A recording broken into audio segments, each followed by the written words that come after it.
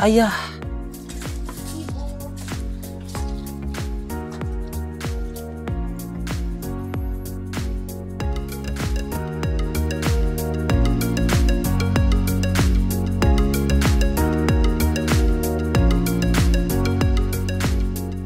Halo Smartscaper Indonesia dimanapun kalian berada, apa kabar kalian? Semoga kalian semua makin becek aja ya, main air terus. Nah sekarang kembali lagi di segmen FAQ. Di video yang FAQ yang lalu gue pernah menjelaskan 13 kesalahan yang sering kali dilakukan pada hobi ini. Nah sekarang kebalikannya nih, kali ini gue akan ngejelasin atau ngebahas 7 hal yang menjadi kunci keberhasilan hobi aquascape itu sendiri. Sebenarnya bukan 7 sih, sebenarnya cuma 1 kuncinya. Kunci sukses itu adalah key of success. Canda coy, semoga lucu. Nah, sebenarnya hampir semua yang akan gue jelaskan di video ini sudah pernah gue jelaskan di video-video sebelumnya. Jadi kalian bisa merefer ke situ, baik itu di playlist panduan lengkap aquascape maupun di playlist FAQ.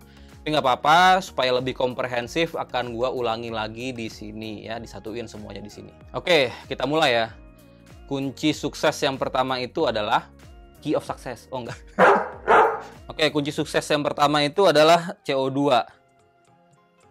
Kok ada dangdutan sih? Kita stop dulu bentar ya, ada dangdutan.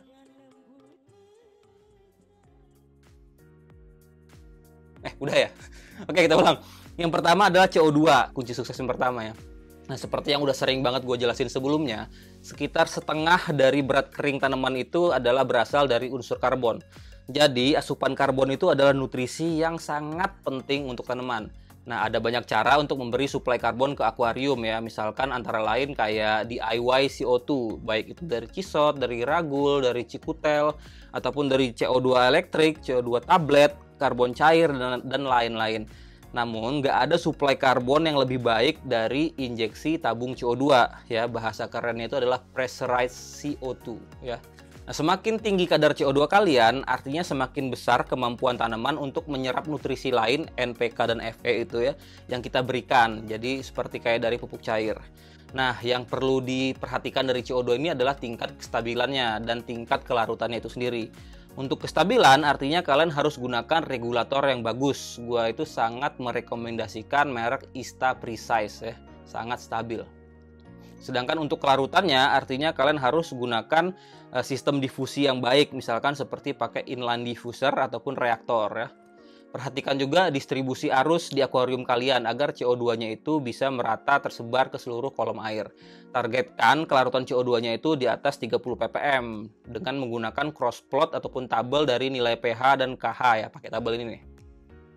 Oke, lalu banyak juga yang nanya, "Bang, apa boleh CO2 itu dibikin 24 jam, dinyalain 24 jam?" Ya, jawabannya boleh sih, tapi jadi mubazir. Karena saat lampu mati, CO2 itu tidak akan dimanfaatkan oleh tanaman. Nah, kalau kalian punya solenoid, maka kalian bisa set CO2 itu nyala beberapa jam sebelum lampu nyala ya. Jadi dia CO2-nya nyala duluan. Jadi dengan harapan pada saat lampu menyala, kadar CO2 terlarut di akuarium kalian itu sudah mencapai minimal 30 ppm. Nah, tapi misalkan kalian nggak pakai solenoid atau cuman pakai CO2 DIY yang nggak bisa dimatiin, maka kalian pantengin aja 24 jam juga nggak masalah. Asal perhatikan gas exchange-nya ya, agar oksigen juga masih bisa masuk ke aquascape kalian, bisa larut ke aquascape kalian, sehingga ikannya ataupun faunanya bisa aman, tidak keracunan CO2. Nah, perihal oksigen dan gas exchange ini udah pernah gue bahas khusus juga ya, cek di link ini. Nah, untuk CO2 sebenarnya masih banyak hal lagi yang harus dibahas ya. Menurut kalian kayak gimana? Apa perlu gue bikinin konten khususnya? Nah, coba komentar di bawah ya, dan berikan like ya. Misalkan tembus 500 like ke atas, gue akan bikin konten khusus mengenai CO2. Kan? Penasaran kan? Oke, faktor sukses yang kedua adalah cahaya ya. Cahaya yang cukup.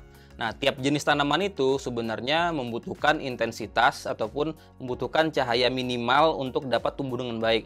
Ada batasnya gitu. Biasanya kita kategorikan dengan low light, medium light, dan high lights. Artinya, tanaman low lights itu sebenarnya bisa tumbuh optimal di matte lights ataupun di highlight bahkan.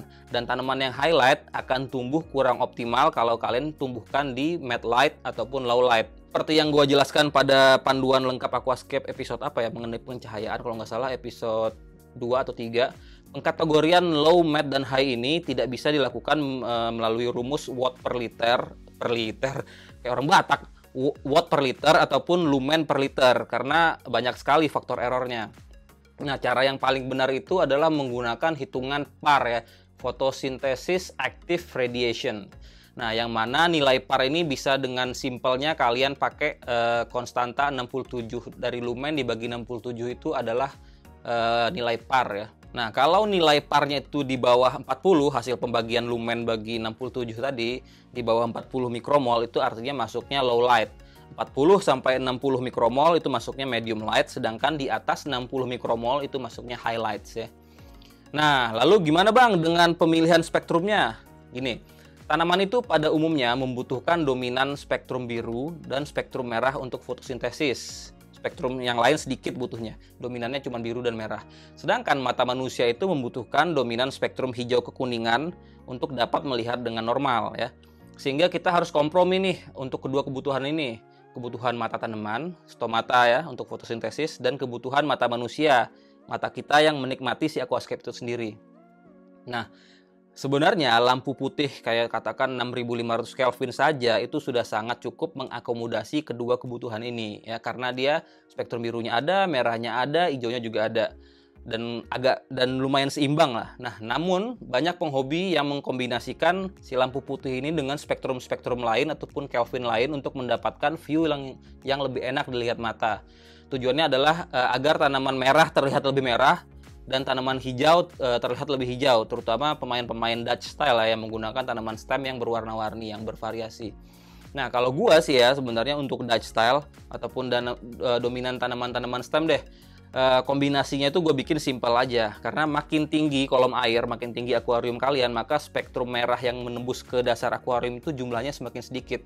Maka alih-alih gue nambahin spektrum biru atau spektrum hijau, gue itu lebih suka nambahin spektrum merah. Dan biasanya gue ngambil spektrum merah itu dari lampu yang Kelvinnya warm white ya, sekitar 2700 sampai 3500 Kelvin.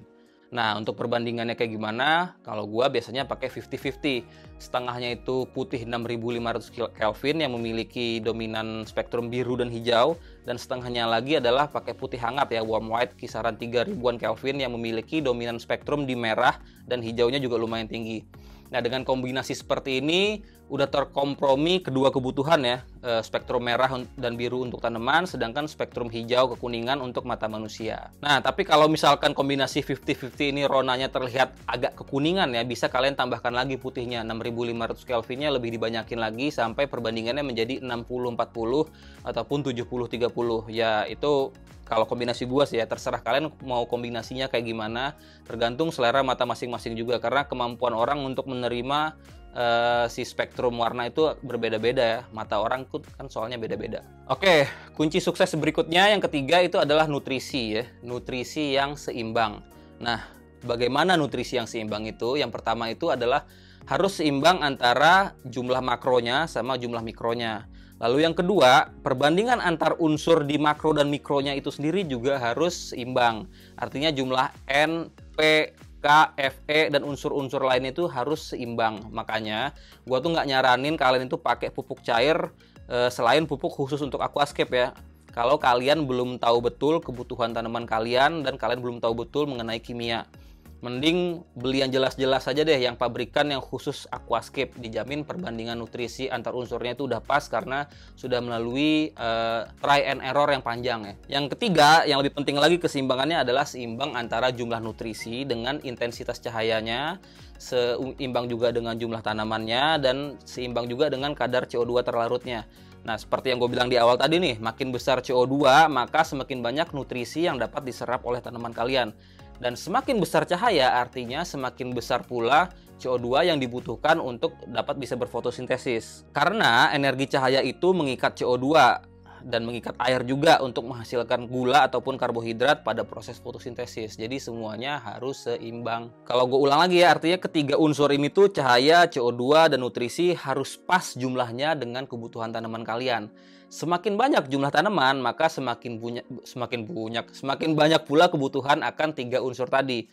Makanya misalnya orang main aquascape Dutch style nih ya, pasti kan tanamannya padat nih, pasti orang akan menggunakan cahaya dengan intensitas yang tinggi, lalu CO2-nya juga kenceng, nutrisinya pakai konsentrasi yang tinggi juga. Oke, kita lanjut. Kunci sukses yang keempat itu adalah amonia control. Pernah gue bahas juga sih. Intinya tuh seperti ini.